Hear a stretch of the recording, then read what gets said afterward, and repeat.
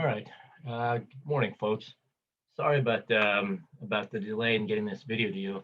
I was editing my video from yesterday, and I just noticed that there was spots where it just paused, and there was some glitches in our video yesterday. So I'm gonna go ahead and record the video again for you this morning, and then hopefully no glitches will appear on this one, and then hopefully you will be able to uh, watch this video and then get your questions answered. Okay. All right, so please make sure you remember then that if you have questions regarding the video from today or the video from yesterday, that tomorrow, Thursday, you stick around after I take roll and get your questions answered. Okay, so we did talk about how, I'm sorry, let me go ahead and I forgot this. Let me go ahead. If I don't start the timer, I'm gonna go way over. Okay. But yesterday we talked then about how we finished up talking about how cations form. We talked about how the cations for representative metals form, and then we talked about how the cations from transition metals form.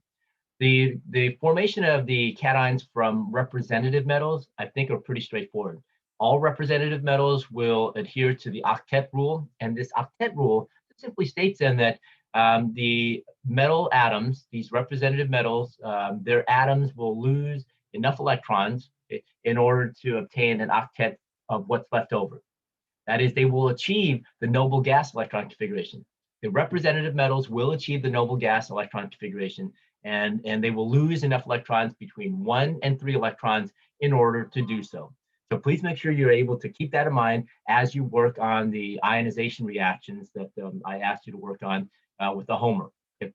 With the transition metals, though, they cannot achieve the noble gas configuration. They would have to lose too many electrons in order to get that done.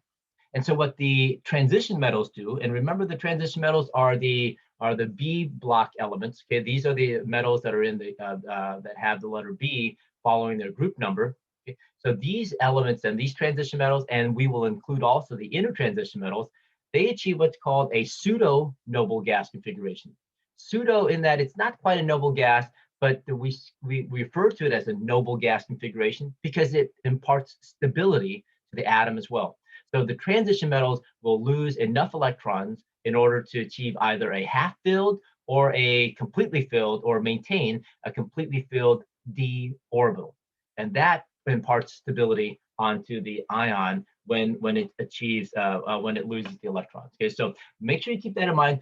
Two slightly different processes in which atoms can achieve stability by becoming a cation. And so remember, with cations, then these are always going to be metals that achieve that will become cations. So what happens to the nonmetals? Okay, so let's go ahead and let's start that one. Okay, so let me go and share my screen with you here. Okay, so nonmetals then, what nonmetals do when they become ions is that they will gain electrons. Now, we talked about this back in chapter 6. We talked about electronegativity back in chapter 6. We saw then that if we looked at the right-hand side of the periodic table, and specifically the upper right-hand corner, where the nonmetals for the most part reside, those atoms tend to be more electronegative than all the other atoms. And we define electronegativity then as the ability of an atom to pull electrons in towards itself. That is the ability of a neutral atom to pull electrons in towards itself. Okay, and so when the atoms do that, they will have an excess of negative ions, negative charge, and thus they will achieve electrons. So they will achieve a negative charge. So let's go ahead then. Let me share my screen here with you. Okay, let me share my whiteboard here with you, and let's take a look at some examples. Let's take a look at a couple of examples here and take a look what happens. Okay. All right, so let's start out then with let's do fluorine. Okay, and let me go ahead and I'm going to write this out for us. Okay, so fluorine then. If we take a look at fluorine, we see then an atom, and let's go ahead and do this here. That we see then that it is the most electronegative atom that we have. Okay, whoops, let me go ahead. Yeah, there we go. Okay. All right, so we have the most electronegative atom of all the atoms on the periodic table. Okay, so let's go ahead then and let's take a look at fluorine. Let's draw the Lewis stat structure for fluorine. Fluorine then, remember, so let me go ahead and write out the electron configuration for you. For 1s2, okay. We have 2s2 and 2p5. 5. Okay, so 1, 2, 3, 4, 5. Okay, so we have 7 valence electrons right here.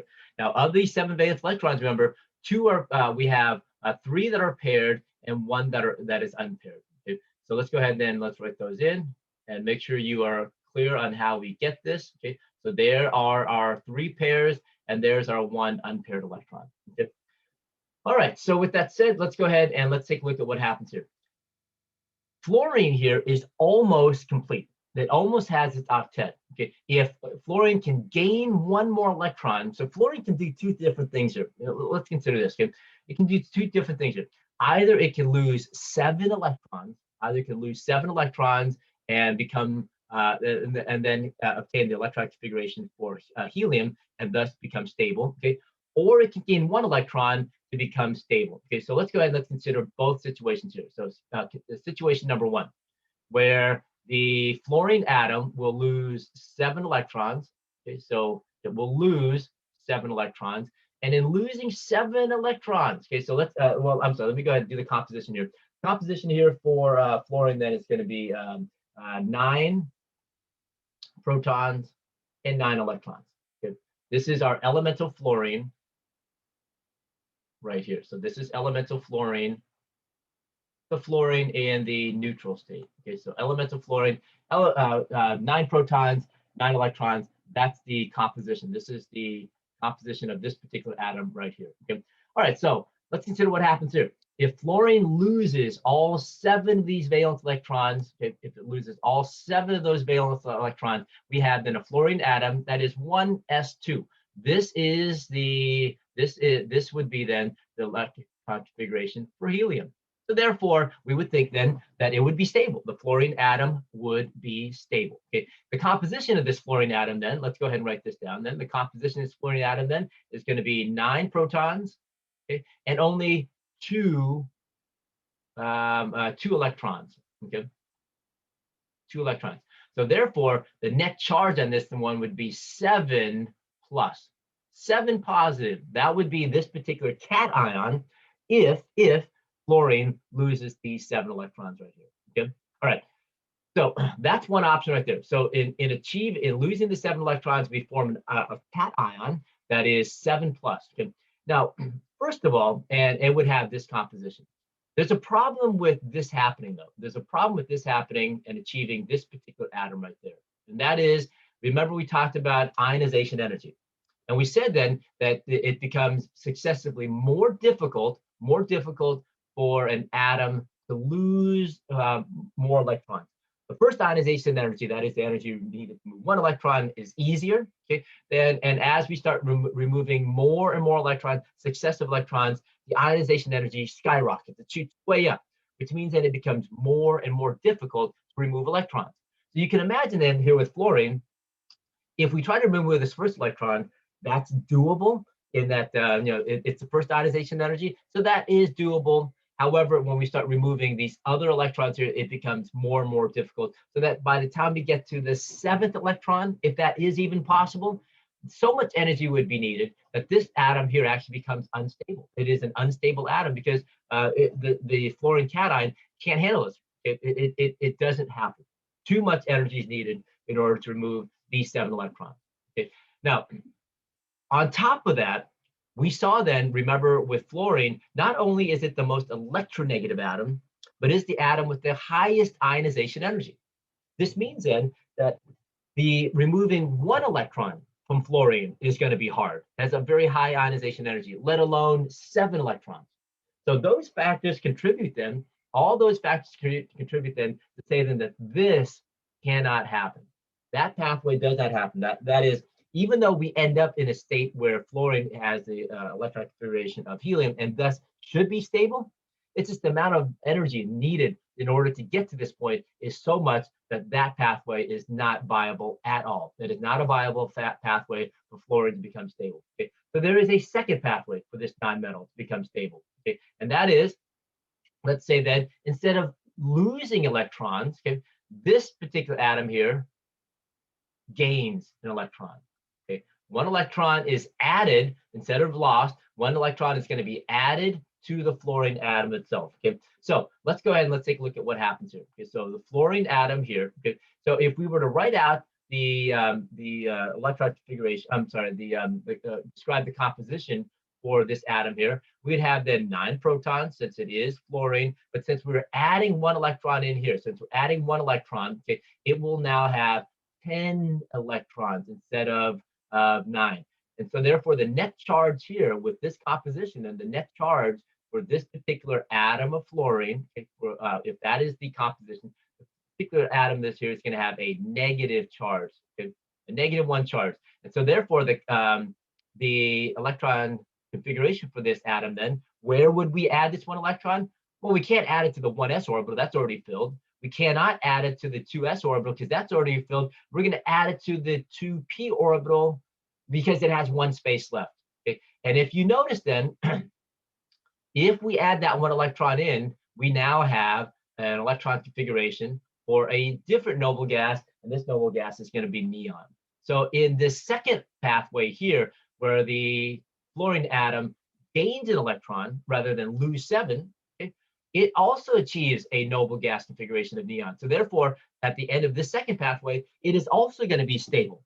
Now, furthermore, fluorine is an electronegative atom, so it can accommodate and it does want to add another electron. So these two pathways here to achieve stability, the first pathway and the second pathway here is the more viable and the easier pathway for fluorine to become stable. And so if you notice here, fluorine has achieved its octet. There it is. There are the 8 electrons in the outermost energy level. Okay. And we have to indicate then that it did not lose any of its valence electrons. So we will indicate with the Lewis dot structure by drawing those and maintaining those. But on top of that, it added an extra valence electron. So that would be the Lewis dot structure then for the fluorine anion. So this is what we refer to as an anion because it has a negative charge. Okay. So with the fluorine ion here, so this is the elemental fluorine. Okay. So this is what we have formed. We have formed the fluorine anion, okay, in this new case. So this is new atom here. The new atom is the fluorine anion. Now with the fluorine anion, when we name the fluorine anion, okay, we actually change that just a little bit. Okay, what we do when we name these anions then is we drop the last portion of the name. We drop the INE. And in its place, then we add the suffix IED. So therefore, this is the fluoride, okay, the fluoride ion. Okay, so that is the name of this new atom here. So it has a different composition from the elemental fluorine. It has a different electron configuration from the elemental fluorine. And so therefore, its name then will also be different from the name of elemental fluorine. Okay, all right. So that's what anions. That's how anions form. That's how that's where the anions come from. We see then that the anions will form based upon the need to add electrons as being the easier pathway to achieve a noble gas configuration. And what we're going to notice then is that with all anions, that's what's going to exactly happen. Okay? And so if we write out the ionization reaction for this particular example here, so for fluorine, so the ionization reaction would show us then that the elemental fluorine, okay, will start out as neutral. We have 9 protons, 9 electrons. Okay? So, and then what we see happening here is that instead of losing electrons, it's going to gain an electron here. It's going to gain 1 electron. Okay? And it becomes then the fluoride anion with all 8 electrons and the negative charge here. And so that would be then the ionization reaction showing us the formation of fluoride anion from the elemental fluorine itself. Okay, so we got to make sure we keep that in mind. Okay? All right. And so what we're going to notice here then is that, and let me go ahead and save this. For the anions, they all do this. Okay, the anions, and let me go ahead and go back and let me show this slide here. Okay. We're going to notice then that with the anions, all nonmetals will tend to become anions. Okay, so all nonmetals will become anions. And what I want to draw your attention to then is, and this is going to be critical here, they always achieve an octet. Okay, the nonmetals will always achieve an octet, regardless of what the nonmetal is. So they will add enough electrons to their highest occupied energy level. What that means is that the highest orbital that has electrons, they're going to add electrons to that particular orbital, and they will achieve an octet. All anions will follow the octet rule. Regardless of what the anion is, they will always add enough electrons to form to achieve their octet. Whether it's fluorine that we saw, whether it's chlorine, okay, whether it is any oxygen or nitrogen, on any of those anions, what we're going to see then is that we will see that those atoms will gain enough electrons to achieve an octet. And depending on how much they gain, they will achieve obtain a charge equivalent to the number of electrons that they gain. Okay, so let's make sure you keep that in mind. Okay, all right. So with that said, let's go ahead and let's continue on here. Okay, and so what we do here is, and this is where the ionization reaction that I showed you here. Okay, so they do it a little bit differently here, and they leave out the Lewis dot structure here. But essentially, then we are adding electrons in, so electrons then can be seen as a reactant, and we add it in, and we form then an anion that has a negative charge. Okay, and so again, with the naming of the anions, let me make sure you keep this in mind. Then what we do with the naming of the anions then is that we drop the end portion of the name of the element. So the element, for example, for chlorine, we drop that portion, and in its place we add the suffix IDE, and then we add the word ion. Okay? That's the only difference in naming between the cations and the anions. With the cations, it was simple. We went ahead and named the metal, okay? And then we added the word cation or ion to it. With the anions, just a little bit more work. I'm even reluctant to call it work. Okay? It's just basically dropping the last part of the name of the element, okay, and adding an ID instead. So we take the name of the element, drop the last portion, add ID for the most part. Okay? And we're going to see a few exceptions in just a moment. Okay? All right. And so with that said, then the symbol for the anion then is going to have a negative charge, and that the amount and the size of that negative charge is going to be equivalent to the number of electrons that are added. Okay? All right, let's go ahead and let's take a look. So we did fluorine. Let's go ahead and let's take a look at an example, a couple more examples here of how anions form. Okay? Let's take a look at an example of how other anions form. Okay? And then we'll talk about it. Okay? Let's say look at chlorine. Okay? So this is the electron configuration for chlorine here. Okay, if you notice then, with chlorine, we have, let me go ahead and do this here. Okay? We have then, for chlorine, we're looking at the outermost energy level here, which is going to be the third energy level. We're going to draw in the dots for the Lewis dot structure. Let's go ahead and do that. Okay, let's go ahead and draw in the dots and not leave those out. So we have then 3 pairs again. Okay, so there are the 3 pairs and 1 unpaired electron. So that's going to be chlorine, which should resemble fluorine as well. Okay, all right. So with that said, that in order for chlorine to become stable, if we add 1 more electron, so if we add 1 more electron, okay, if we add 1 more electron into the electron configuration, if we add that in, we will have that, and we add it again. We can't add it to the 1s, we can't add it to the 2s, nor can we add it to the 2p because all those are filled. And the same thing holds true for the 3s. That's also filled. So this 1 electron will fit into the 3p orbital here. And if they do that, then what you notice here is that we get then a completely filled d orbital. Okay, and so we get this completely filled d orbital here, and the noble gas, and hopefully you recognize this, that the noble gas that has that exact same electron configuration is going to be then argon. Okay, so this is the electron configuration for argon. Let's go ahead and write that in here.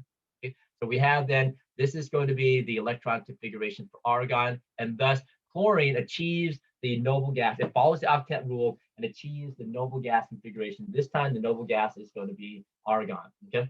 All right, and so with that said, the last thing we want to do then is draw in the dots. Okay, let's write in the Lewis dot structure. Okay, so there, now that we have an extra electron added in, we're going to go ahead, and that doesn't change. This pair doesn't change. The pair down here doesn't change. We're adding then an extra pair right here. So now there's the full complement of electrons there. Okay. The symbol then for chlorine is going to be negative. You can have a negative because we added 1 electron. So the charge is going to be equivalent to the number of electrons that we added. Okay, and so the name of this then, so let me just make sure I'm clear on this. The reason why it's a negative, it's a 1 negative charge, is because the composition here for this particular chlorine, elemental chlorine then, is going to be 17 protons and 17 electrons. Okay, so therefore it's neutral. For this chlorine atom, then we have 17 protons Well, we have 18 electrons, and that's why then now we have this negative charge right here. So that's the difference in the symbol. The name here then, this is going to be elemental chlorine, okay, which is the neutral form of chlorine, okay? And this one then is going to be the chloride ion, the chloride anion, okay? So different names, different symbols, because they are different atoms. Okay? All right, so drawing then the ionization reaction for this particular process, then we're going to go ahead and chlorine, okay? Elemental chlorine here with its 7 valence electrons, okay? And we're going to indicate the change that occurs. And the change that occurs here is a result of adding 1 electron. So we're going to add 1 electron in to the atom so that we end up with a new atom that has 1 extra electron and a negative charge. So starting out with elemental chlorine, we end up with the chloride ion. Okay. All right. And the chloride ion is stable because it has the noble gas configuration of argon. Okay. All right. We're going to see then that there are going to be some common ions that appears. Okay. And so let me go ahead and let me share with you these common ions. Okay? And hopefully you'll get a chance to practice and see how they form. Okay. All right. So with that said, then we saw then how the chloride ion, we were able to show then how 2 of these ions form. Okay. So we saw then how fluorine forms, how chlorine forms. Okay. Bromine and iodide, okay, so these anions here, so the fluoride, chloride, bromide, and iodide ions, we noticed then that all of these should add 1 extra electron. And that's why they all have a -1 charge. So what we've done here is that to form these ions here, we have each one of the elements, each one of the neutral atoms had added 1 electron in order to have that done. Okay. You can imagine then here with the oxygen anion, which is called oxide, the sulfide here, we're going to add 2 extra electrons in order to get in order for elemental oxygen and elemental sulfur to become stable. And so we're gonna I'll do that for you in just a moment. Okay. And then with the nitride anion here, it has a 3 negative. We had to add 3 electrons in order to achieve that. Okay. And I would like you to try this one on your own. If you have any questions on it, come by and see me. Okay. So those then are what we refer to as monatomic anions. So these are what we refer to then as the monatomic anions. What I'm going to highlight in red here. Okay, so the halohalides here, the halogens that become anions, and the nitrogen here, all the ones circled in red are what we refer to as monatomic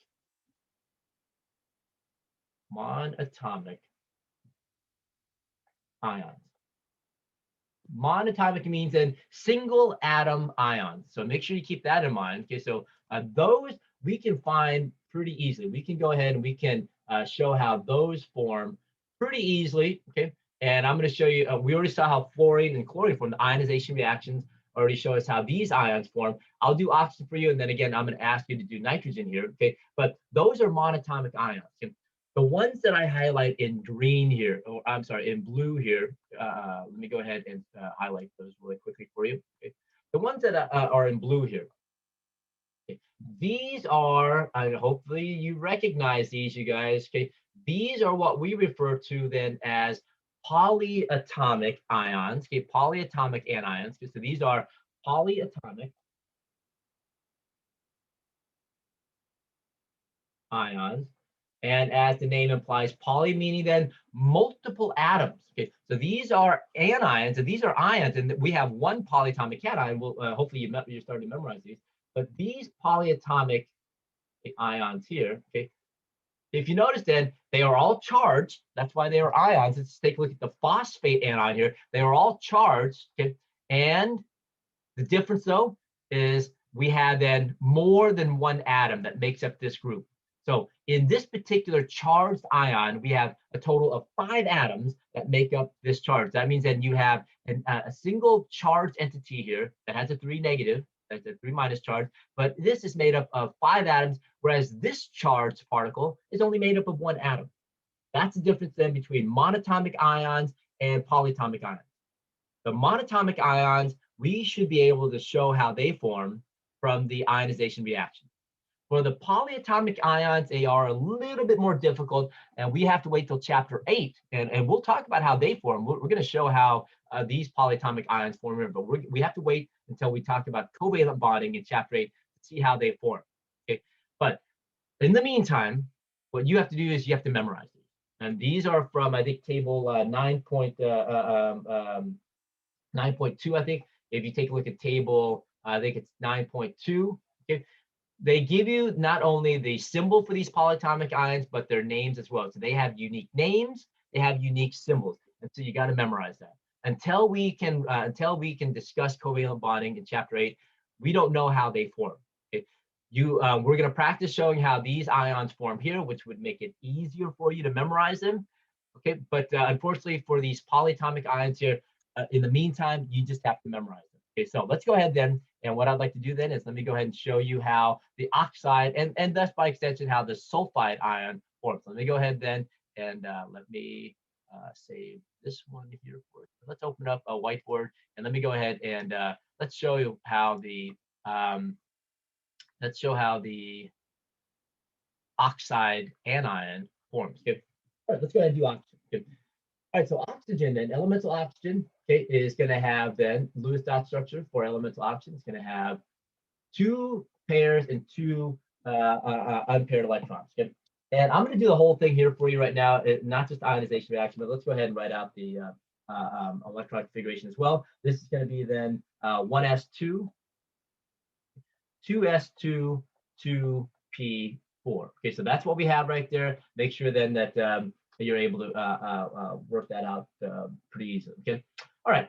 So the composition for oxygen here then is going to be then 8 protons. So this particular elemental oxygen, 8 protons, 8 electrons. So this is elemental oxygen. So that's what we have for elemental oxygen. Okay, so it's not stable. It's not stable quite yet. Okay, so what we have to do then is we have to indicate then how many electrons must oxygen add to become stable. Well, let's take a look at this here. It is 2 electrons short of the octet right here. So can you imagine then, we know then that it has to add 2 electrons. 1 electron by itself is not going to give us the octet, but adding 2 electrons here into the 2p orbital, again, we can't add the 2 electrons here in the 1s or the 2s because they're already filled, but adding 2 electrons into the 2p orbital, we get then 1s2, 2s2, 2p6. Okay, so there is the octet, and if oxygen is able to add those 2 extra electrons, it will then achieve the noble gas configuration for neon and thus become stable. Okay, all right. So with that said, then, if oxygen adds these 2 electrons here, if oxygen is able to do that, it's still oxygen first of all. Okay, it's still oxygen. So the symbol then is still going to be O. So this is still the oxygen atom, which means that it still has 8 protons, but in adding 2 extra electrons, okay, now we have a total of 10 electrons, okay, and there is an excess now of negative charge. How much excess? 2. So therefore, this is going to have a 2 minus charge. So this atom here is going to have a 2 minus charge. Okay?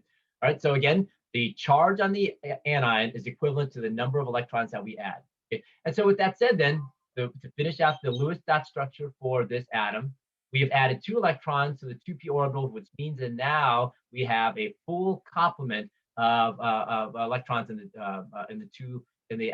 valence electron, okay? And that's what we have to include there. Okay? All right, which means then this is not elemental oxygen anymore. This is the oxygen element. This is the oxygen anion. And so what do? We're going to drop, and this is where it's going to be a little bit different. Okay, what we're going to do is we're going to drop the last portion of the name of the element, which is the YGEN. We're going to drop all of that, and we're going to add in IDE. And we saw that in the previous slide. So this is now the oxide ion. Okay, and so therefore, that's the name of this particular atom here. Okay. All right. So what I would like you to do then is I would like you, and this is what I asked you to do, I would like you to show me how nitrogen forms its anion. Okay, so real quick, take about 2 minutes on your paper. Okay, so on your paper, I want you to show me, and actually, let's do this here. Do everything here to indicate the electron configuration. the naming. So whatever I did on the top here for oxygen, I would like you to do the same thing for nitrogen. Okay, so go ahead. Let's take about 2 minutes. Let's see here. We are at take about 2 minutes to write out the ionization reaction for the formation of the nitrogen ion. Take 2 minutes, and then I'll go ahead and go over this with you. Okay, go ahead and get started with it. Okay, let's take a look at how we form then this ion. Okay. All right, so nitrogen then, let's go ahead and write out the electron configuration for nitrogen. Okay, so nitrogen, first of all, so elemental nitrogen, let me go ahead and write this in here. So let's go ahead and let's identify elemental nitrogen. Okay, all right, so elemental nitrogen has electron configuration 1s2, 2s2, 2p3. Okay, and so therefore we're going to have then 1 pair here and 3 unpaired electrons. Okay, all right, so with that said, then we have then here the composition here is going to be 7 protons and 7 electrons. Okay, so we have then that's for elemental nitrogen. That's the neutral state for nitrogen. Okay, all right. So nitrogen is not stable in its elemental state, not quite as stable. Okay, and so what can we do then? Well, we take a look at this here. Nitrogen, in order to obtain its octet, right now, if we take a look at it, it is short 3 electrons. It is short 3 electrons in order to obtain its octet. So you can imagine then that if nitrogen is able to add 3 electrons in, okay, so hopefully you did that. If it adds the 3 electrons in, it again, these 3 electrons cannot fit into the 1s orbital. That's already filled. It can't fit into the 2s orbital. That's already filled. So these 3 electrons are going to fit into the 2p orbital. And so therefore, then we will end up with an electron configuration that's 1s2, 2s2, and 2p6. And again, that's the exact same electron configuration as neon. So now, in adding these 3 electrons to its 2p orbital, nitrogen has achieved the octet. Okay, so with that said, though, the composition of the atom changes. Okay, so this is still nitrogen, so it still has the 7 protons. Okay, and so we'll give it the symbol N. So it's still the nitrogen atom, but this nitrogen atom now has a total of 10 electrons. Okay, and so therefore the net charge here on this atom is going to be a 3-. We have to include that in, indicate then the difference between this atom of nitrogen and what we started out with. Okay, all right, so with that said, then we can write in the 3 extra added electrons here. And so now nitrogen has all of the valence electrons completely filled. We're going to fill that in with 4 pairs, which represents 8 here.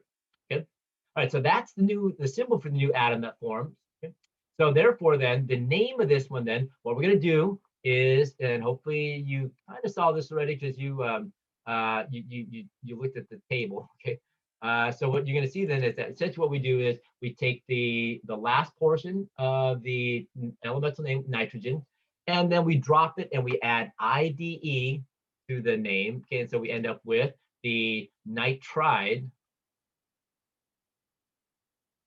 ion. Okay, and that is the name of this ion. So hopefully you were able to get the same ionization reaction. So essentially, what you need to do if you're asked to do the ionization reaction, you have to make sure then you include. You don't have to include all the electron configuration.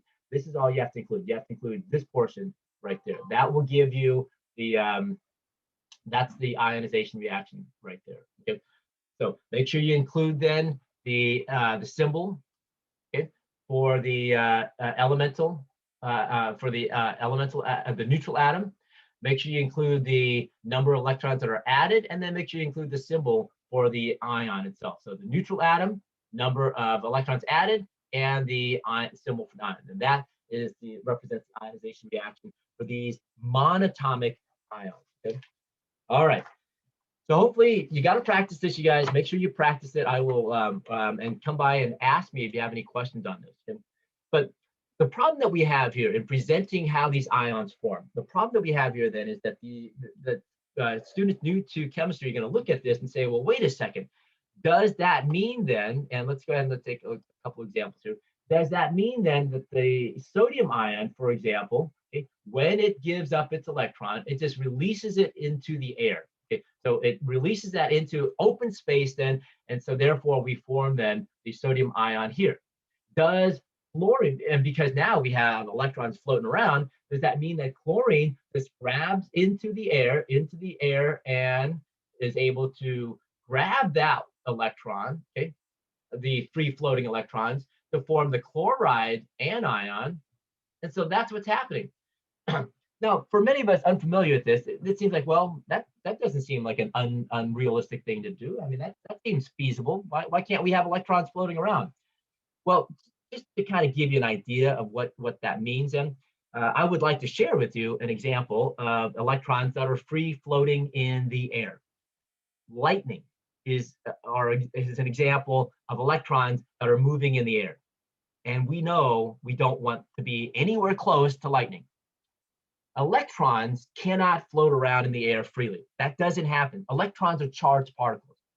Whenever you have electrons, and if you think about the electrical current, the lightning, okay, lightning comes down, that's a stream of electrons moving from the clouds down to the ground. So electrons are not floating around in the air. That would be a very bad thing for us as human beings to be exposed to. Okay? And so if that is the case, how then can we explain how sodium is going to lose its electron and how chlorine will gain that electron? Where do those electrons come from?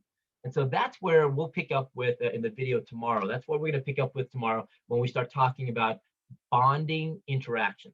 Okay, and so we will discuss that tomorrow, and then hopefully by the end of the video tomorrow we can start talking about the naming as well. If not, then the video on Friday we'll start dealing with the naming part. Okay, but we got to talk about how these atoms can either gain or lose electrons, because they do not. Let me emphasize, they do not pull the electrons in from the air. Okay, and they don't give it up to the air as well. Okay, that would be a very bad situation. All right, very good, folks. Let's keep our fingers crossed. Let's hope then that this video then doesn't have any glitches in it. Okay, and let me go ahead and save this. And so what I'll do then is I will see you folks tomorrow at the beginning of class, and then please make sure you ask your questions. And then I'll dismiss you to watch the video for tomorrow. Okay. All right. Have a good rest of your day, folks, and I will see you tomorrow.